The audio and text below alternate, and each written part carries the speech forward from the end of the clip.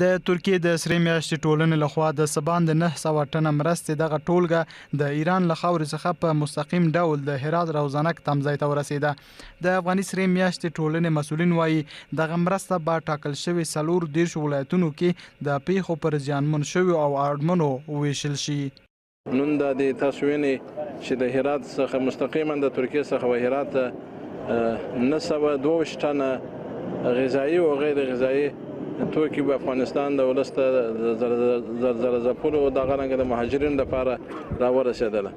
الحمدلله موږ نن دلته د کابل څخه یو هیئت راغلی و دغه تسلیمي لپاره چې د کوم کومک راغلی دی د ترکیې دوست هیواد د طرفه څخه. بلخوا د ترکیې سفیر افغانستان ته د مرستو سپارلو پر مهال ویل د افغانستان له دولت او ملت سره به د هیواد همکاري روانوي. د ترکیې سرې میاشتې ټولنه دغه ته له خپل افغان ورونو سره مهم کارونه لاسلیک کوي او ترڅنګ یې په افغانستان کې خیریه بنسټونه چې نورو برخو کې فعالیت کوي د دې هیواد په ټولو سیمو کې فعال دي.